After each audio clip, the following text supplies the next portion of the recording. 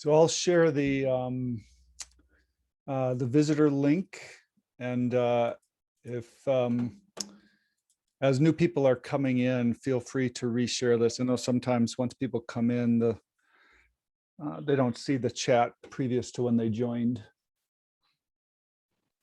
I'm gonna keep a copy of it so I can do that with whoever joins us. Okay, thanks, Kashida.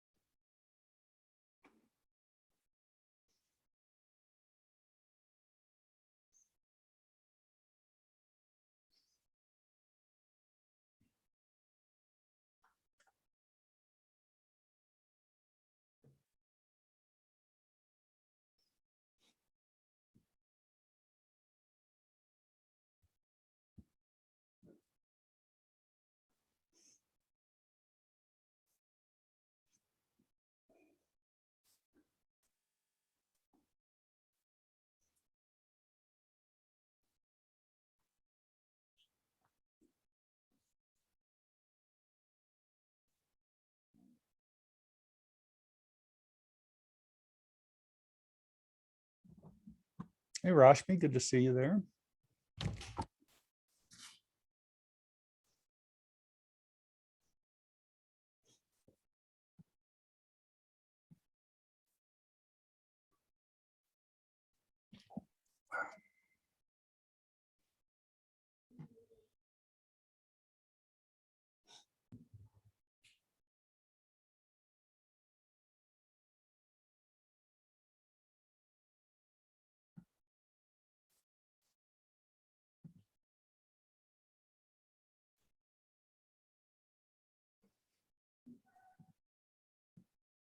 Thanks for joining, everybody. I think we'll be waiting a few more minutes for people to join, and we'll be getting started here shortly.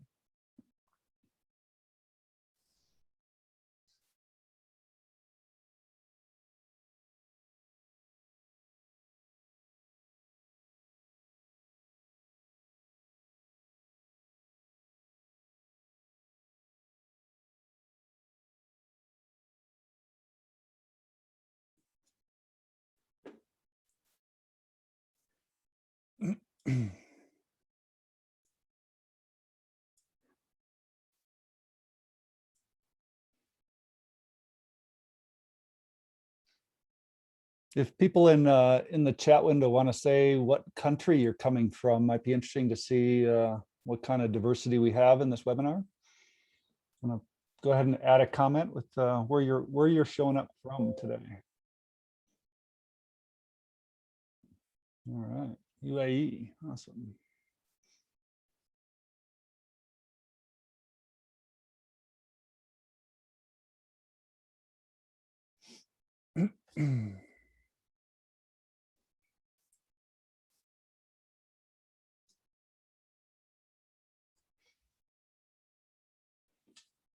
Good. We got Bangladesh, India, Singapore, Pakistan. It's awesome.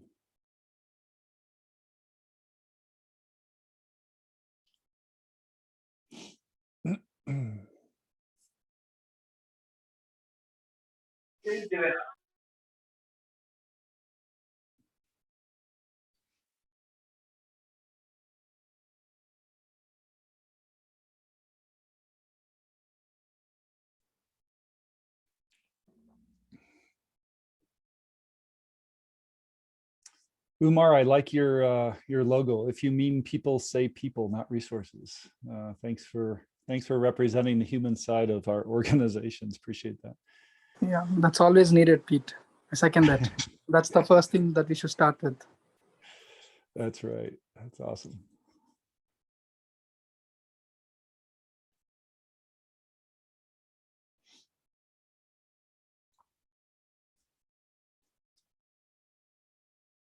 All right. Well, welcome. I guess LinkedIn Live, if you are present on LinkedIn Live.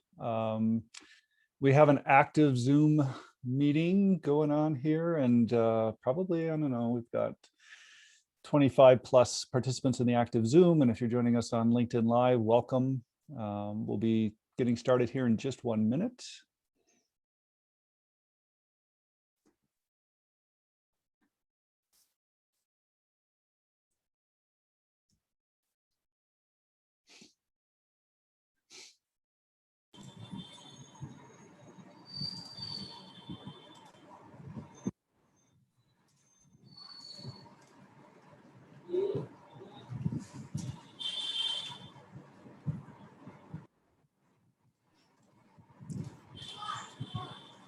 All right, Tawfiq, do you want to get us kicked off here?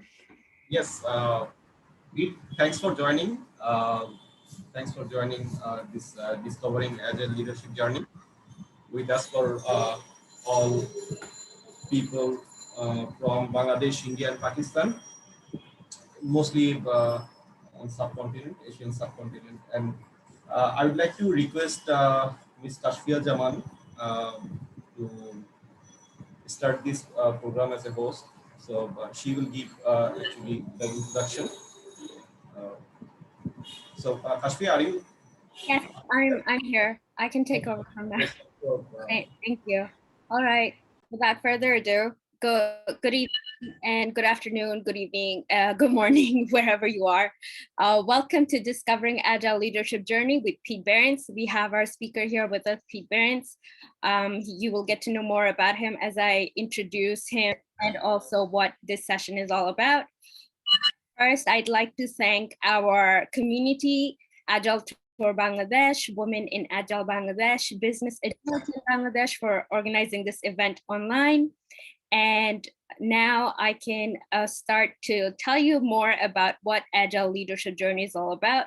So the Agile Leadership Journey, it's about providing inspiration, awareness, focus, and guidance to all leaders or prospective leaders who want to be a leader and are interested in personal development to improve their effectiveness as a leader, and also thereby help their organization to be more effective. And our speaker here, Pete Behrens, well, he has a host of things on his resume. To begin with, he's the founder of Agile Leadership Journey, and he's tenure is about 30 years long. So he's not only worked as a leader himself, but also educated people and coached people on their own leadership journey. Pete is a certified Agile leadership educator, certified enterprise coach, and also a former certified Scrum trainer with the Scrum Alliance.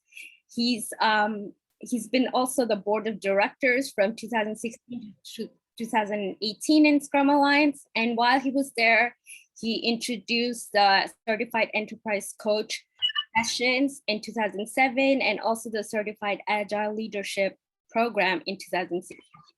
So I guess that's all I have to say about Pete, and I'll let him begin the session. Awesome.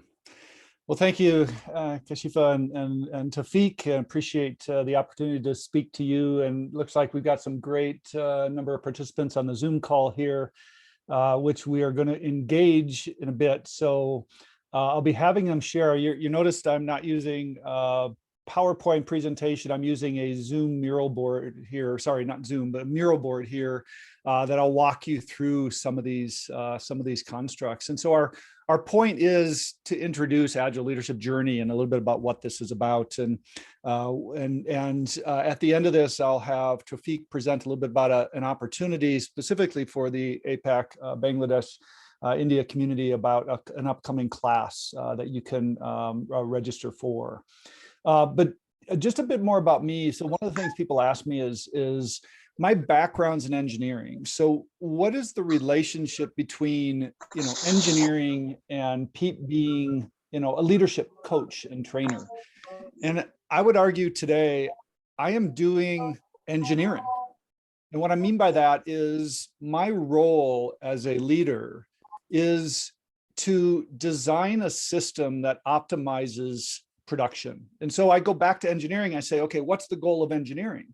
Well, the goal of engineering is to optimize a system. Now, in my past, it was data systems and technical systems and query systems and high performance systems. And I look at it today and I think what we're doing with leaders today is helping them optimize people systems. And to me, those are some of the most complex systems in the world. Getting people aligned and productive towards some common good and providing value in the organization. So to me, I think all leadership is a form of engineering of some form. So to me, it isn't a stretch. It's just a different medium of practicing what I do as an engineer and helping other leaders think a bit more like engineering mindset in the way they approach this. So that's where I'm coming from. I think the rest was pretty self-evident there and happy to answer some questions as we go. Now, we're going to make this a little bit interactive. So this is an active mural board. And so I'll be sharing some elements here and then asking maybe for some feedback and some comments. So if you are on Zoom and able to participate in the mural board, I do invite you to join that mural board and participate here for a little bit. But let me just start with some context. When we look at all the studies, and there's been survey after survey, year after year about the benefits of agility, and I don't think we would see Agile growing as fast as it's growing if there weren't significant benefits in the world. And so I'm not here to praise and promote Agile. I think you're all here because you have a desire that agility seems to be a good thing to do, and there's some value to it. And the problem with that, though, is that, sorry about that, is the challenges are just as difficult. And so again, year after year, different survey reports come out and talk about what are the issues with regard to Agile transformation. And oftentimes every year, the same things come on at top. We have trouble changing. We have resistance to change. Leadership is not engaged in our process. Our culture doesn't align with the Agile values that we're seeing here. You look at all these top impediments, they all are related to leadership. And so when we start to see, and Business Agility Institute has run some studies and said, okay, how is Agile being adopted across the world? And they're seeing adoption growing. There's been some like 440 cases just in 2018 and 19 alone of organizations adopting or transforming to an Agile process. So while it's quite popular, at the same time, what they're seeing is the results aren't very stellar. And so what this is showing essentially is that the average business agility is a bit like a toddler learning to walk. You think about how effective you are today as an adult, how you can operate. Think of yourself as a 3-year-old, a 4-year-old, learning how to walk and stumble and work through the world. That's the visual the Business Agility Institute is putting on Agile today, not real strong. And in fact, they say only 25% of organizations have what we would call a maturity index of agility of about 25%. So when we pull back and we say, okay, there's some real benefits to agility, but there's real problems. And there's real adoption, but the adoptions aren't taking hold so well. So this is setting itself up as a bit of a problem. And so my question for you, if you're able to join the mural board, I have two questions for you. And all it takes in this case is to grab one of these little dots and drag it across the board. And the first question is, how long has your organization been on an Agile journey? And the second question is, where do you feel effectiveness is with your journey? And so I'll invite you to grab one of those dots and drag it out there and do a bit of dot voting as to how far you are on your journey and what are you seeing in terms of effectiveness in your results on that journey. Now, as those dots are getting laid out there, if anybody has a question or a comment, feel free, if you're in Zoom here, to feel free to unmute yourself and ask a question.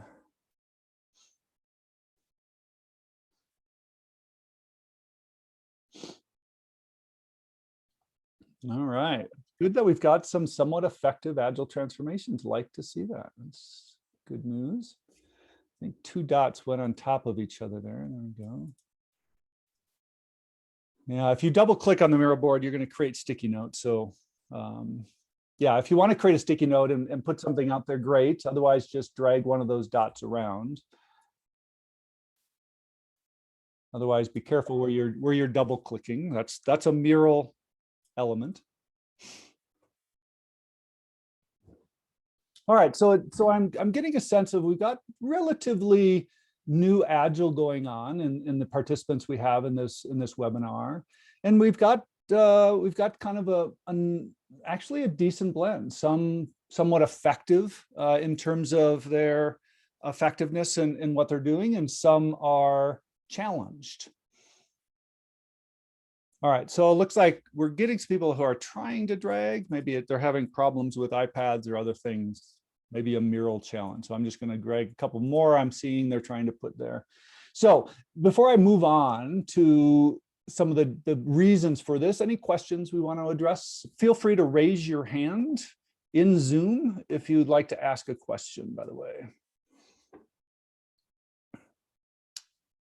All right. Any hands? All right. Well, in the meantime, feel free to go ahead and raise your hand at any time during this this webinar. So what we're going to propose is an alternate approach, an alternate journey to think about. And the way I want to frame this is think about the Agile process frameworks you've become familiar with. This could be Scrum, this could be Kanban, but it can also be a scaling framework, SAFe, less, Scrum at scale. And when I look at this, I look at the process frameworks have become a fairly simple go-to solution, yet they're not necessarily delivering on the expected outcomes. Jeff Sutherland talks about 4x performance, yet in reality, I think we're seeing, maybe 5 to 15% improvement. That's a big difference, 400% versus 5 to 15%. That the expected outcomes of what's being promoted and promised by Agile is just not being held. And what I'm seeing is they don't adequately address the leaders. They're not impacting the leaders that are shaping this. So what we're proposing here, what Agile Leadership Journey is about, is looking at scaling not just the practice of Agile, but the mindsets and behaviors where leaders can start to play a key role, not just bringing Agile to the organization. And what we believe, this works with any framework. So this is not SAFe or less or Scrum at scale or Kanban. This is not really based on any Agile framework. This is really meant to enable and support any Agile framework to grow. So the philosophy here actually comes from Robert Anderson in Mastering Leadership. He says, unless leaders do their own development, there will be no business transformation. And that's true whether this is Agile or any other initiative that you're undertaking. So again, just to summarize what Agile Leadership Journey is doing is we're providing clients with an enhanced ability to lead their own transformation. So rather than coaches coming in, and I've done this for decades, I've been a certified Scrum trainer and a certified Scrum coach, and I've gone into organizations and helped them transform to Agile. Every time I see it gets trumped by leaders. And so our premise here is to train and coach the leaders to do this themselves and imbue them with the agency, the authority, the ability to do that. And they're lacking some of that awareness and education. So what does that look like? Let's talk just a little bit about what this looks like. And again, if you've got some questions along the way, I encourage you to go ahead and ask your question, raise your hand in Zoom. So what tends to happen? And so I'll kind of position this in two parts. First of all, the problem. What happens in an organization? Typically, what we see is an agile organization starts with implementing an agile process, whether it's bringing Scrum in or bringing in SAFe. And what tends to happen is this comes in from the outside. And what I mean by outside is it comes in on the outer layers of the organization. Typically, we say, hey, teams, go do Scrum, or go do SAFe, and we're going to go to class, and we're going to learn this stuff. And we even teach this as Scrum Master trainers. We teach, okay, when you put Scrum in place, what happens? We run into impediments. Okay, good. Now let's fix those impediments. And I'll ask Scrum Masters, okay, what percentage of the impediments that get exposed by Scrum can you actually fix? The percentage I hear is like 0, 5%. So what tends to happen is the issues in the organization are outside the people who are implementing Scrum's control. The roles, the responsibilities, the departments, the divisions, the budgets, the approvals, the sign-offs, the costs, the milestones, all of these things, who has control over? Leadership. So what tends to happen in these cases, we throw Scrum into the organization. We say, go do this thing. Leaders say, hey, go be agile. They try, they run into the system doesn't change. Leaders say, hey, that's how you got to fit within the budget. You got to fit within the approvals. So you're not going to change those policies. And so what tends to happen is we tend to start to relabel agile with the old ways of doing things. So now all of a sudden we have these agile-like processes, but it's just a relabeling of stuff we used to do all the time. And by the way, this happens whether or not we try to take this bottom up or top down. I've seen this with leaders who say, hey, go do agile. It's the initiative, but leaders don't take an active role. And I've seen this also where teams say, hey, we want to do agile. They try and they struggle. So they run into this system barrier over and over and over again. And this is where I became so frustrated with this model that I stopped teaching Scrum. Because I found that, the more I teach Scrum, the more I just frustrate people because they learn Scrum, they do Scrum, they have fun with Scrum, it works until they start to run into parts of the organization that aren't enabling it to be effective. So what are we doing about that? This whole environment, the Agile Leadership Journey, was created to solve this problem. Now, is it working in every case? No. Does it enable if leaders can take an active role? Yes. And so this is my message to you. We can turn this around. It's not easy, but we can do this. So what does this look like? We still need to start with a goal. We still need to start with we want to improve. But one of the things I want you to be careful about is agility is not the goal. Let me repeat that. Agility is not the goal. The goal is improving some business performance. Might be faster time to market. It might be better quality. It might be better customer satisfaction, higher employee engagement. There's a business goal that agility is serving. But leaders take an active role in redesigning the system towards more effective ways of working. We call this inside out. Now, what I mean by that is rather than culture being the impediment. So when I think about in the other case here, when I think about this, what we're seeing is the system protects values. Think of this like a bank vault. Your values are important to you, like money is important to you. Well, what do? You protect that money, you put it in a vault. Well, when we take things that are important to us, like values, like, hey, predictability, that's important to us. What do? We protect it. How do we protect predictability? Well, we have schedules, we have plans, we have sign-offs. So you create systems that protect the important things that you want to protect. This could be quality, this could be money, this could be predictability. This could be, you know, take your pick. We build systems to protect those values. What we're saying here is leaders are the ones with the keys to the vault. Leaders are the ones who have to play an active role in redesigning that system to align towards Agile values. So what I'm not suggesting here is it has to be a massive reorganizational change. I'm not suggesting this has to be, you know, a 10-year effort. In fact, we can start to shape culture very simply. But it does require leadership education. It does require leaders to start thinking and acting in different ways. It's very personal. And it's also starting to think about what are some of the organizational systems that are getting in our way. So it becomes systematic as well. And again, the people with the keys are the ones who are challenged there. All right, we've got a question. Dr. Srinigesh, feel free to ask. Sure. Hi, Peter Behrens. You know, awesome, fantastic presentation. Can I ask you a question, please? Please do. Yeah, as you said rightly, agility is not the first thing to do, or the tools or the frameworks. So when we meet the clients as an agile coach, the important thing for us to understand the pain areas, the business needs, what is the business problem we are trying to solve, how quickly we are going to solve the business problem.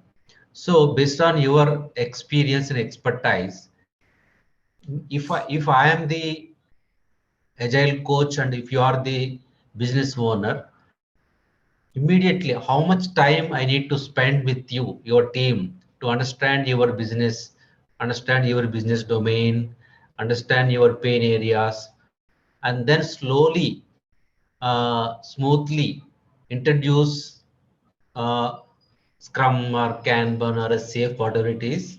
The intention is not to sell these frameworks. These frameworks are existing for last so many years. They are very popular in the world. But how to introduce these frameworks slowly to solve these problems, please? Yeah, thank you. So first of all, I want to ask the question to my leaders, what is my business goal? Okay, what is it that I am trying to do that will make a difference to our business, that will improve our business performance or health in some dimension? So what you're asking is, okay, how long will this take? What you're asking is, can I make some progress, because this looks like it's going to take a long time? And those answers are true. Your comment there is very, very true. There's always going to be trade-off between quick wins and systemic improvement. So what I'm starting to think about first is, okay, what's our business goal? And let's just take an example. Maybe our business goal, as one example, would be to speed up.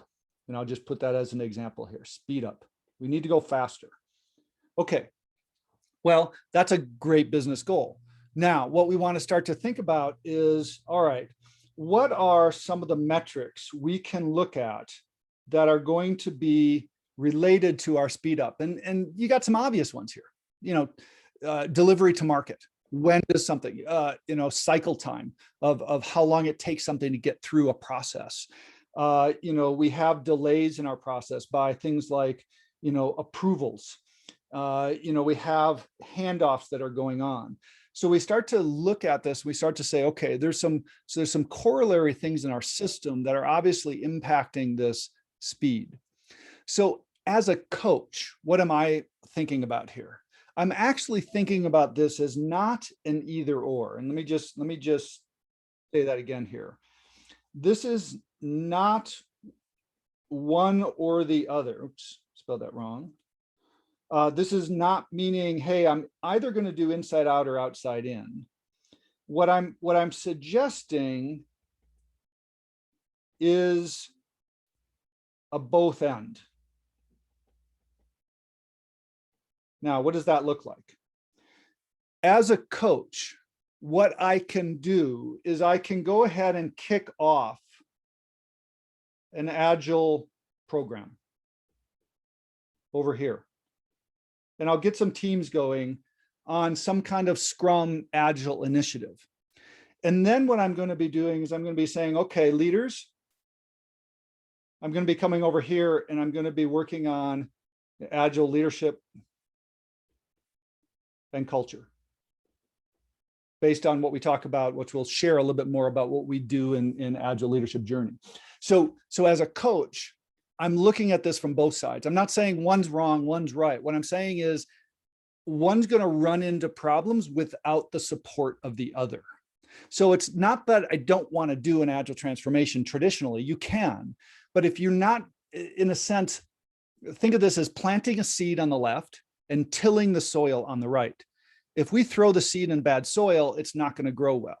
So I can plant the seed, but I need to till the soil. And now, do I have to do one versus the other? I can nurture both along at the same time. I can get the Agile program going and work on leadership, and they can intersect in ways that are going to help each other out. Because the Agile program can raise impediments that now my Agile leadership team is starting to realize and recognize, oh, they need help. It's our job to help reduce some of these impediments. So it's, to me as a coach, it's a way to engage multiple aspects of the organization simultaneously. Does that help? Signoffs? Sure, fantastic. Thank you. Thanks a lot. Makes sense to me. Yeah, now in terms of time, obviously size of the organization is going to play a key role. So I'm always breaking things down, not necessarily as a company. I'm looking at things like programs, products, business units. I'm breaking large companies down into smaller ones, just like you would do in SAFe or anything else. Let's look at one program at a time.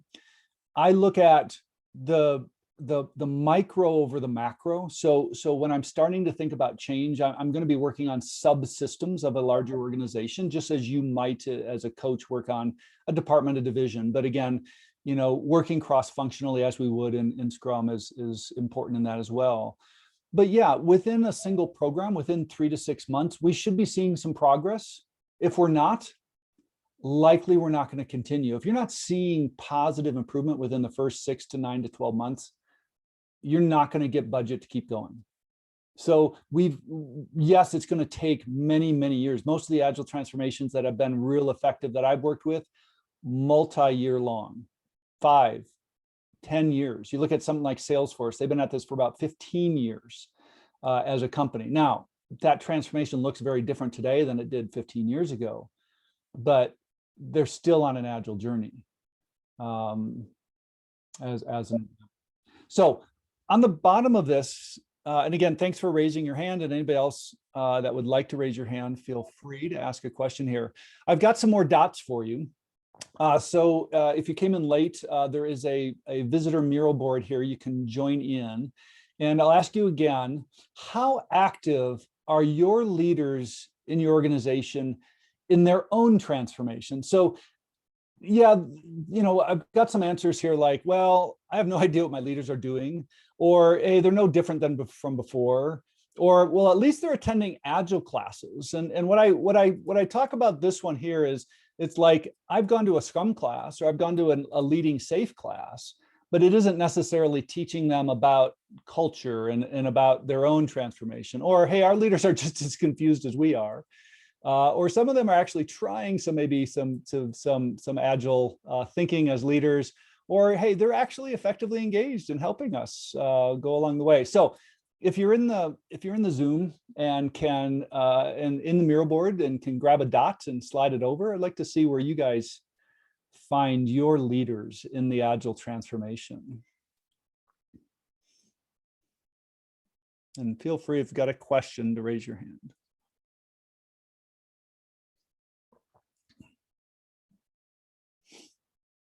Yeah, I find a lot of leaders are just as confused. They're just as frustrated. They're stuck in the middle. Yeah, and I believe for the most part, leaders intend well. They just don't know what to do, and so they're uninformed. And so what we talk about is just creating that awareness is the most important value for leaders because they just don't know what to do. Yep, somebody's dragging my little diagrams around here. That's fine. I'll lock those up.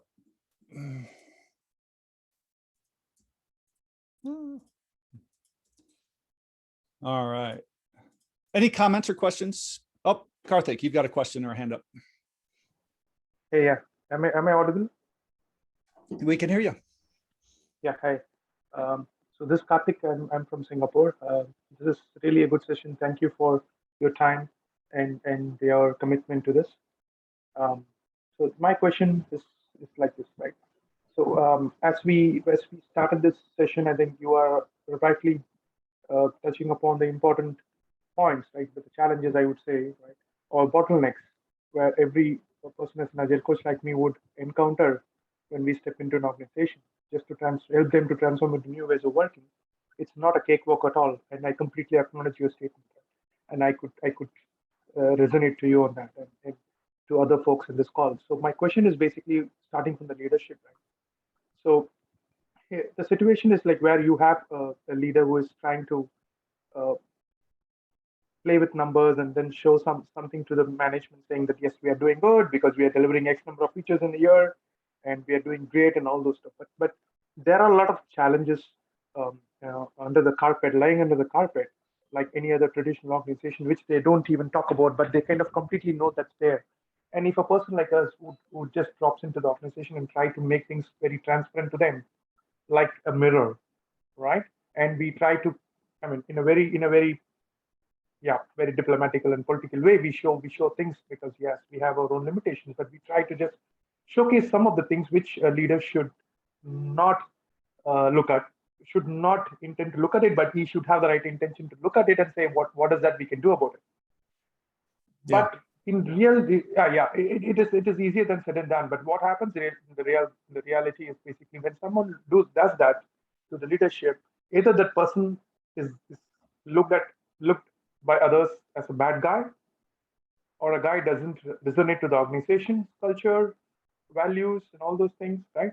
And maybe that the voice is not really heard, and they try to put him down, right? There will be a lot of weapons coming to him saying that no, this is the defensive things happen in place, and the essence of bringing that out and having a constructive discussion with the leadership dies down. Yep. So I have been part of this many organizations. There have been wonderful leaders. So needless to say, yes, I've worked with wonderful leaders. So I'm not trying to generalize and showcase leaders are bad, but there is always a two sides to a coin. So how do you, just want to hear your thoughts, and maybe you would have encountered this earlier in your experience as well. So just want to hear from you. How do you manage this situation, or how do you try something different? Well, and that's really, why we created this program is, we've got all of these people who, I would argue 90x% of them want to do the right thing. They just don't know what the right thing is, or they don't feel empowered, or they don't have the authority to do the right thing. I'm stuck in a system. I can't make a change. So what we do with leaders is we don't start with that assumption that they are powerless and they are intentfully hurting this. We go in with the assumption they're uninformed. And so what our goal is to bring them to awareness. We call it an awareness workshop. And this is like a certified Scrum Master class for leaders, but it has nothing to do with teaching Scrum or Agile. In fact, I'll share a little bit, but we actually don't teach Agile ways of working. What we're teaching is how leaders think and how leaders act and why that's valuable and why that's important to them. So we actually empower them with a construct around they can make a difference no matter who they are in the organization. They could be an architect, they could be a project manager, they could be a development director, they could be a senior VP. Doesn't matter where they are in the organization, they make a difference. So we're empowering every leader in an organization to catalyze their part of the system, because it takes a whole community to start to shift this. Now, we also recognize this isn't enough. So we also have practice programs where we help further develop those competencies. And so that's how we distinguish our programs, is we need to create awareness first so that they know what to do, where to go, how to start to behave, but then we take them deeper and say, okay, let's actually develop some of these specific skills. Now, what do we focus on? So think about this from a, we use what we call the Agile Leadership Compass. Now, the compass is just our way of constructing the organizational system and the leader's role. So when I think about this compass, think about this as the way most organizations come in with Agile is this direction. So your Agile initiative is basically saying, we're trying to improve the value delivery stream. And that's great. That's a good initiative to do, is improve that value delivery to customers. The problem is when I start to think about how an organization works, think of this like a mirror or a reflection, so that when you have the top half here, it's mirrored by the bottom half. So what we see here is whatever happens on top is reflected on the bottom. So what we do is we say, rather than trying to come in with an Agile initiative, and that's probably going to be happening anyways or happening in parallel, let's take a slightly different approach and let's actually focus on the leader themselves.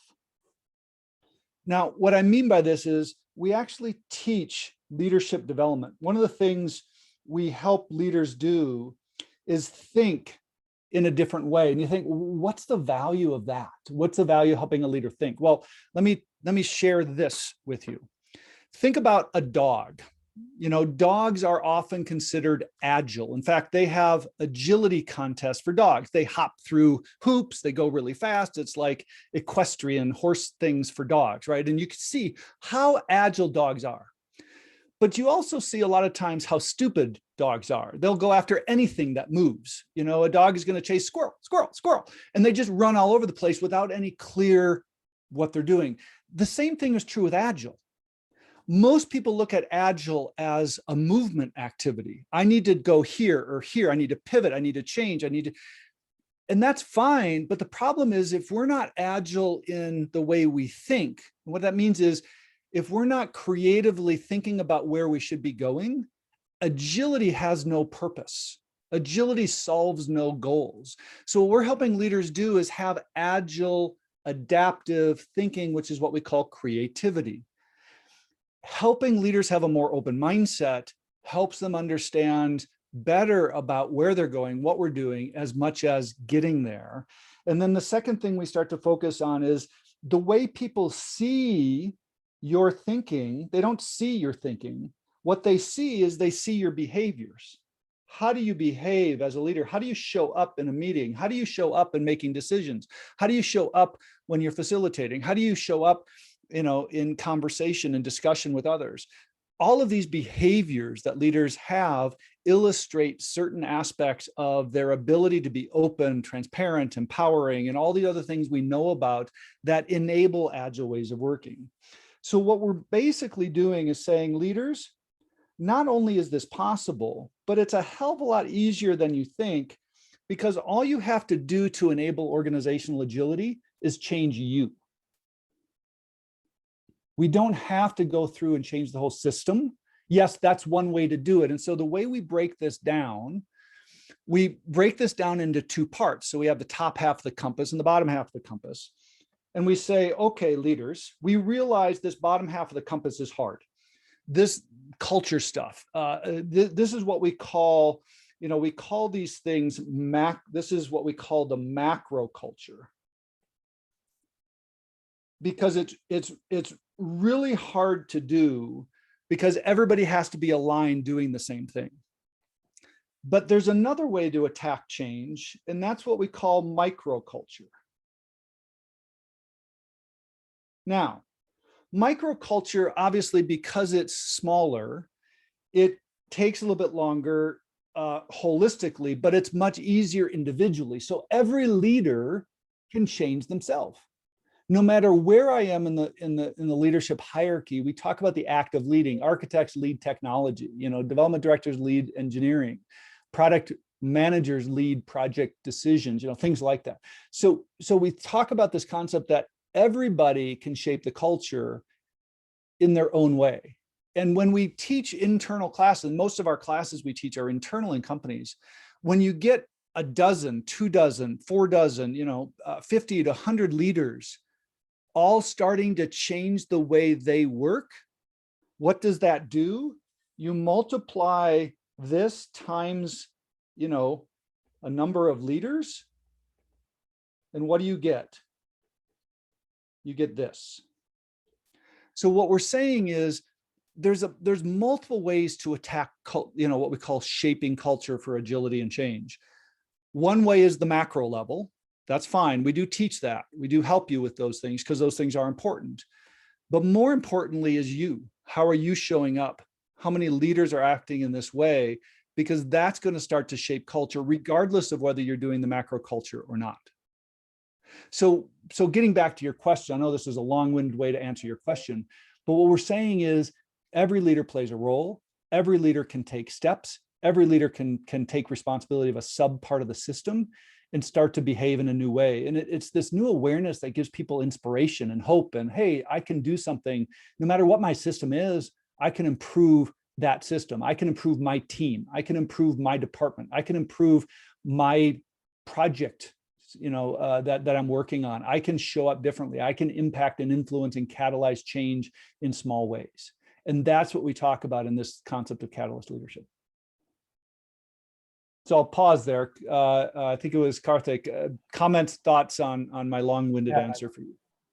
Yeah, no, it was not long and boring at all because it was quite interesting, and I'm able to resonate to your explanations and the way you articulate things because it's fantastic. Especially the micro into the number of leaders equal to macro. That's really ringing a bell in my mind, right? So it's fantastic to kind of follow your or listen to your conversations, and it's really useful, really very useful. Thank you. Thank you. Thanks for that. Yeah, so if anybody else is out there, you have a question as we're going, I just have one more chart. Kashiva. Yes, there was also a question from one of the audiences named Ara Fatul. He requested you to talk about sign-off and milestones. Yeah, okay. So yeah, getting back up to kind of this piece here. So what he's, the question is referring to what we call our, these two elements here. Where's my drawing tool? Dealing with something like here. Oops, I guess my pen's a little bit off. So sign-offs and milestones. So what we look at is these are just different ways of measuring things, different ways of policing. Policy is a term of police, right? You think about it's a way to control change. So all we're doing is we're not going in and saying, leaders, you have to get rid of the sign-off. Leaders, you have to change this milestone. Leaders, you have to change this. We don't do any of that. What we're doing is we're saying, leaders, here's the elements. So when I get down to it, it's these three elements here. Let me just highlight them maybe in yellow: structures, policies, and measures. Think of these as these are your levers. So when we talk about shaping culture at a macro level, we start talking about with leaders, here's the items that shape culture. And let me just go down to this last piece down here. So we actually use two different core models when we're teaching these elements. We have a leadership model and we have a cultural model that foundationally root our program. And one of the things you'll see different between Agile Leadership Journey and any other certified Agile leadership program out there by Scrum Alliance or Scrum at Scale or whatever, our programs all leverage the same models. And so if you find an Agile Leadership Journey guide, they're going to teach the same things. And that's not true if you go to any Scrum Alliance or scrum.org leadership program. So thinking about shaping culture. So let's look at what happens here. So when I think about sign-off, when I think about milestones, when I think about roles, responsibilities, what we're talking about, what we help leaders understand is those have a very high degree of control. Those live in a particular aspect of a value system. And so most companies have a bias and have a weakness. And what we do is we help leaders understand and become aware of their bias. Okay, in your case, maybe what you're seeing here is our bias lives down here somewhere. And maybe what you discover is, well, I won't even say it's up here. Maybe you discover that you say, hey, maybe our weakness, oops, looks like I did those in the same one. So let me just change that. So basically, maybe we're saying, okay, our weakness is somewhere in between. Hey, we got to do things faster, or we got a little more creative. And what we're saying for leaders is, all right, if we want to head in this direction, let's talk about some of those levers that are going to help us do that. How do sign-offs serve us? How do milestones serve us? What are the things holding us in this red? And if we want to improve and we want to speed things up, if we want to do things more quickly, and maybe that's the direction we're trying to go here, maybe we'll just move this down, going back to our other example. If we want to head in this direction, what is it we need to do as an organization to change that in order to make this work?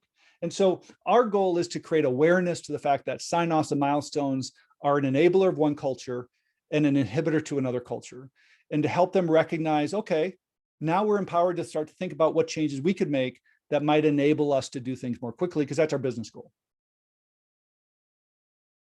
And so our goal is to help illustrate culture, help leaders understand its value, and help leaders understand how to shape that culture, but we don't tell them the culture to shape. In fact, we work with some organizations that are over creative and they need more control.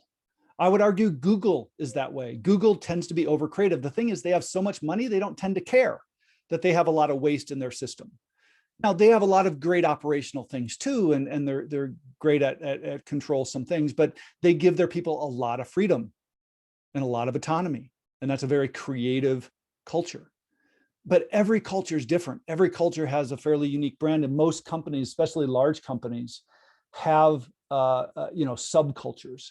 And especially most large companies live a little bit more in the stability spectrum on the left side of this model than the directional one, which they're struggling with. But we equally have a model for leaders, and help leaders say, wait a second, I can shape culture and I can shape who I am just based on my thinking. And so we actually help leaders navigate their own journey. What does it mean for me to operate as an expert? Maybe I'm an engineer, I'm an architect.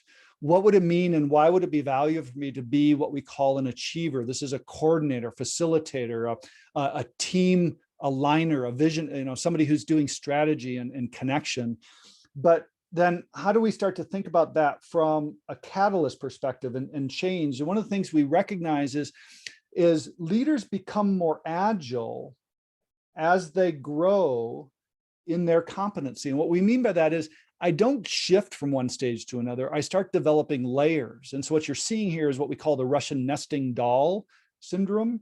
And so I start to build my competencies and my agility through this nesting doll construct, that I'm adding layers that give me more flexibility, more freedom, more situational agility. And so we start helping leaders recognize there's multiple dimensions of growth that they're experiencing in this model. And we help them look at these different elements of growth, like, what is your time horizon? What is your system view of the organization? What is your self view of how you are as a leader and what you're doing? So we start to help leaders navigate themselves in their own journey. And then we help leaders say, okay, for the organization, what does our journey look like? And both of these frameworks, by the way, have been around for decades. They're not something we invented. They're something we leverage and use and connect for leaders. There's books and resources that we provide connecting all of these models to the research behind it. So hopefully that answered that question, Shiva. Is there any final questions? I want Tawfiq to get ready to share. We've got some logistical things that are coming up here in the next month or so with a class coming up, and he's going to share that here in just a minute. But before I leave this mural board, Is there any other questions, or raise your hand?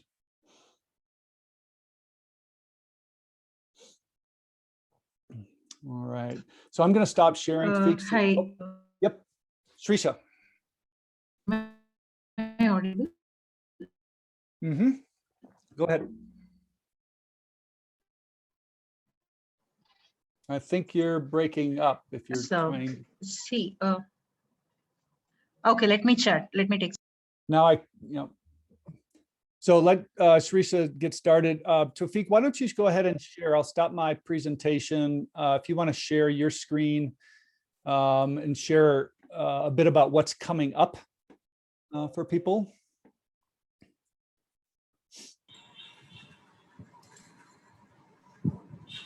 Yes, please. And then if people have questions, queue them up and raise your hand. We'll continue to address those questions. But Tawfiq, why don't you go ahead?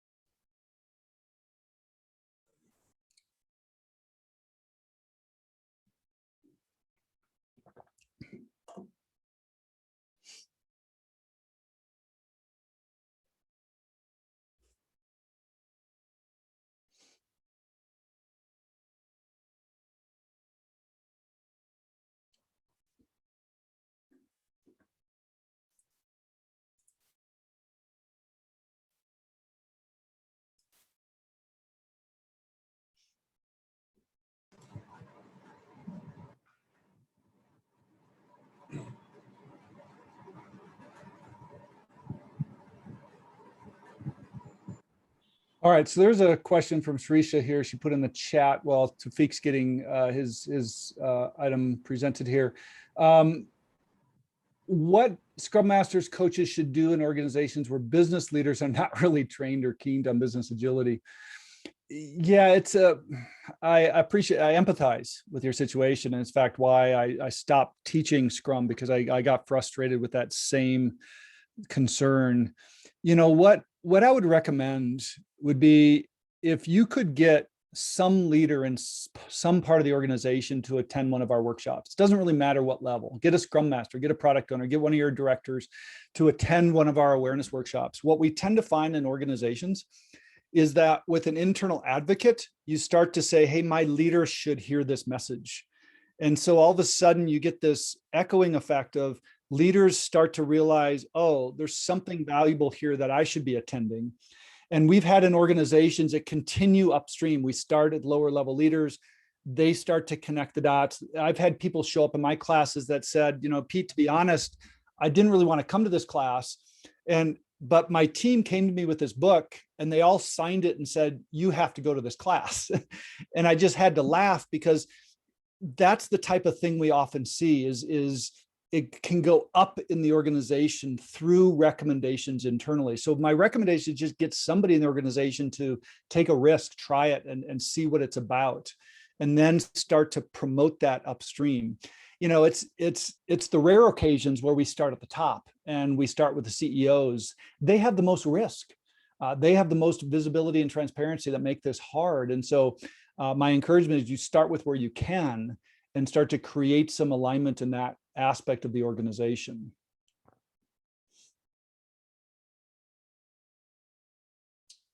Tawfiq, are you able to get up your presentation and share what's coming up? Anybody else has a question in the meantime, feel free to raise your hand or throw it in chat. Thanks, Pete. Thanks for your insightful session. And so I'd like to inform everyone that so I'm sharing my screen. So presentation just. I don't think it's being shared yet, Dimas. There it is. Okay. So can you see my screen? Yep. Okay. So we have a workshop, upcoming workshop on certified our leader workshop. So that is basically based on Agile leadership, So we are going to run this workshop from 30th July till 17th August. And we have 6 modules there. So we are going to talk about Agile leadership, catalyst leadership, conversation, and catalyst feedback as well, and catalyst habits. So we are going to cover these 6 modules within that 6 days, and our every day we are going to spend 90 minutes. So that is going to, and we have pre-work as well. So we are going to use murals for doing those pre-works, and thanks for Pete uh, for making this wonderful learning journey for all of us, especially on Agile Leadership Journey. And I personally did this course twice. So once in 2017 in Hyderabad, and did all these updates on 2020. So this is a very exciting learning for every leaders, and this is going to change your leadership thoughts. That's for sure, and practices as well.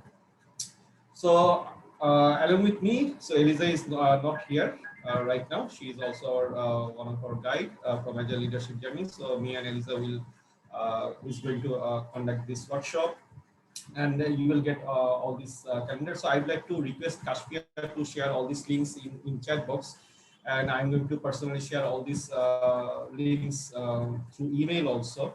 And here actually you will get registration page. So this is the website Timos BD. And then you will get an introduction from Pete as well there. And you can also follow our Agile Leadership Journey page. So here you are going to get some interesting things. So I have found one thing very much essential, that is the leadership survey. So that tools actually I like most. So it will give you some insight on your leadership approaches. So that is very good thing. And another ebook, and we have a few podcasts also, right? So you can enjoy that from Agile Leadership Journey website. And beside this, you can follow me in LinkedIn. So this is our page in LinkedIn. So you can get updated uh, all of Agile education here. So thanks to everyone. So I would like to invite Kashmir to give the conclusion, and thanks to you, Pete, again for doing this session for us. Thank you. Yeah, and we can share this mural board PDF. I'll send that to you, Tima, so you can send that out to the participants. And this session has been recorded, and it will be uploaded into our YouTube channel as well, right? So I think some people also miss the session, so they can watch it later from YouTube. I've actually shared all the links here in the chat. So people who want to join our page or follow the YouTube channel, all the links are there. Thank you.